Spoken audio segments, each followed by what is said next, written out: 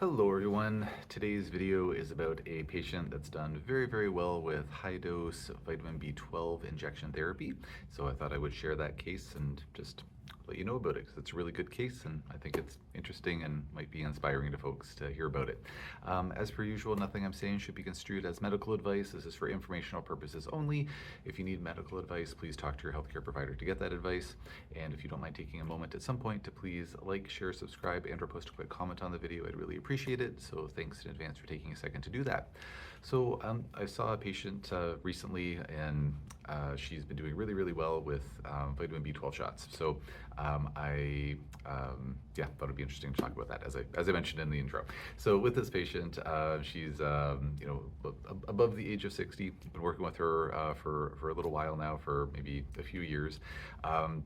She first came in to see me because she had a very recalcitrant case of SIBO. She'd been working with a really great naturopathic doctor, and had made some headway, like made some good progress, but there were just still some lingering symptoms that were kicking around, and she was just having a hard time getting things fully nipped in the bud. So to be perfectly honest, I can't remember all the exact details of what we brought into the mix to help with the SIBO. This isn't a SIBO video. This is a B12 video, but we worked with some different herbs. And like some different non-pharmaceutical supports. I think she was, I remember just looking at her chart recently. So yeah, she was one patient who like really didn't have a significant benefit from pancreatin, so didn't seem to have like an exocrine pancreatic insufficiency part of her case going on. And I think she did well with enteric-coated oregano essential oil, and I think we needed to treat her for LIBO as well. So she just wasn't fully knocking it out of the park with this more standard SIBO protocol. So we brought in some LIBO treatment, some encapsulated herbs. I really like this formula that's put together by a company called Signature Supplements. I have no financial affiliation with them at all. It's basically just equal parts of wormwood, black walnut, and grapefruit seed extract. And so yeah, basically had her working with that, and of course she's working with some dietary changes, and yeah, anyways, was doing very well with her gut. Still not 100%, but like doing quite a lot better. A bit of a tendency towards constipation. Not, she was doing again quite a lot better with that. Just taking some magnesium as well to help with her bowel movements. But still like a bit of gut dysmotility going on. But the magnesium was largely keeping it under wraps, and then the supplements, the herbs seemed to really get bloating mostly under control. So as we seem to be rounding the bend on the dysbiosis aspect of things, the LIBO-SIBO combo that seemed to be going on, she was mentioning to me, I asked her, yeah, so that's doing better. Like, is there anything else going on? I think we had a little extra time at the end of our visit. It's like, oh, is there anything else going on that you want to talk about? So we have some time. And so she mentioned that she had this chronic loss of sensation, this numbness, and kind of like this tingling in a few different body parts. So like in her feet, around her face, I believe in her upper extremities as well. And so I said, okay, like let's try some supplements. So we brought in some R plus alpha lipoic acid. We brought in, I believe, some acetyl L-carnitine. Brought in some benfotiamine, and just didn't really see that moving the needle a whole lot. Again, SIBO is already. The gut issues were largely under control, and she lives a little ways away, so I was only following up with her every like 2 to 3 months or something like that. So she came back a couple of months later, just really didn't move the needle at all. So okay, that's unfortunate. Like those types of therapies oftentimes help, at least to some extent, if not to a great extent. So a bit of a bummer, but so then there was something, I think, where her B12 level was a little bit low in her blood work. It wasn't like anything, or it was like low normal or something like that. It wasn't anything like jumped off the page. But it's like, well, why don't we try some B12? So she started taking some oral B12. It seemed to help a little bit. So we said, but like didn't really knock it out of the park. So well, maybe you need some injectable B12. So why don't we give that a try? And she was game to give it a try. And so I've posted a video on this before. If you search my YouTube channel, just type in, I think it's something like high dose B12 or something like that. I have a video on that, so please cross-reference that for more information on this if you're interested. But basically, I recommended that we taught her how to self-administer these shots of methylated B12, methylcobalamin. And I have this protocol where we started excuse me, we started a kind of more standard dose, like around 1,000 micrograms, and then we gradually increase the dosage of that. And it depends on why I'm prescribing it. Oftentimes, it's for low energy levels or suboptimal energy levels, but I've used this with patients with neuropathy in the past as well, and so that's probably the second most common indication for it. Sometimes for brain fog.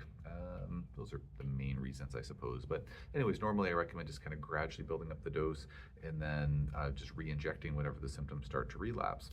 So she started doing these injections and came back, 2, 3 months later, and she's like, things are actually starting to move in the right direction. It wasn't night and day difference within that time frame. It was maybe a 20, 25% improvement, but she was quite encouraged. So as was I. So I said, well, please keep plugging away. And so she did find that when she got up into the higher dosages of the B12, maybe like the 3,000 to 4,000 microgram range, she found it was negatively impacting her sleep because she did have some background insomnia as well. So I just said, yep. So she pulled back on the dose, and she was only doing like a couple thousand milligrams, I think, or a couple thousand micrograms rather, maybe every 2 to 3 days or something like that. So followed up with me again. Gut was doing well, and so followed up with her again a few months later, and she said, you know what? Not only are my nerves doing better, I'm starting to get like more sensation here and there, and not noticing as much tingling sensation, but actually my gut motility seems to do better. She didn't need as much magnesium to kind of keep things moving. It's like, well, that's pretty cool. So it really looked like there was a neuropathy picture or component of her case that was affecting not just her extremities, but also maybe internally as well. She also noticed that her energy levels were getting better. They weren't a major problem in the first place at that point. They had been very low in the past. She was up to maybe like a 7-ish out of 10, 7.5 out of 10 before the B12. She was like, yeah, I'm definitely like, solid, 8.5 now. It was like just inching in the right direction. So again, this wasn't an overnight thing, but she was just gradually improving with the B12 shots. So anyways, flash forward until our recent visit that we had earlier this month, and she's doing really well. Like energy levels are good, bowels are good, digestion's doing well. She hasn't been on any gut antimicrobials in a long time. She's phased off of her digestive enzymes because she was already on a plant-based enzyme, which seemed to be helping pancreatin. We brought that into the mix, and as mentioned, it didn't really help, unfortunately. It didn't bring any additional benefits. So she just went back to the plant enzymes because they were just easier to access or something like that. So she's phasing off gut support. So she's really on very minimal supports right now. Still doing the B12 shots, 1,000 micrograms every couple of days, and it's been going really well. So the numbness and tingling, it's almost all gone. There's still a couple of spots where there's a little bit of lingering symptom there, but it's almost all the way better. So very happy for her, and just really encouraging to see the benefits of working with B12. And like again, if memory serves, I believe her blood levels of B12 were like maybe low normal, but not like low. So it's just something that could be missed. And then she didn't get retested after trying the oral B12, but there's a good chance that oral B12 probably would have made her blood levels look fine again.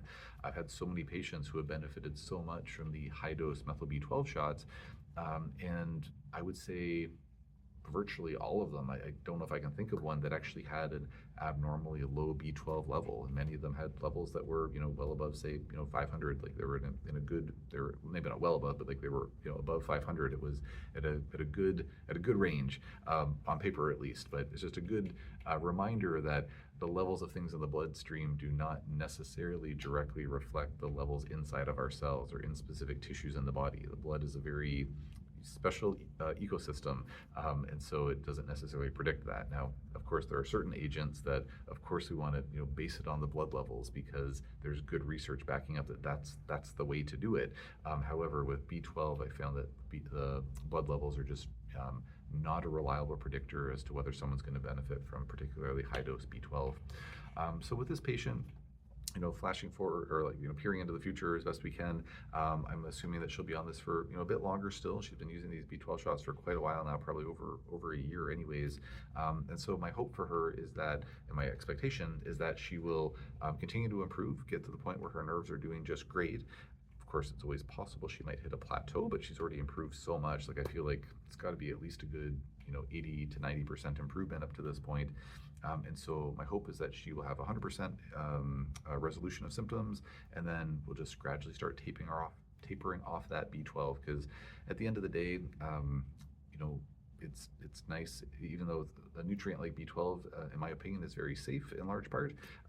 We just don't want to work with things if we don't need them. So we'll, top her up even more with B12, taper her off, and then hopefully the symptoms won't recur and she'll be off to the races. So anyways, I'll leave it there for now. Hope this was of interest. Any questions or comments on this topic, please post in the comment section below. And any comments or questions on other topics, health related, post in the comment section below, and I'll do my best to answer as soon as I can.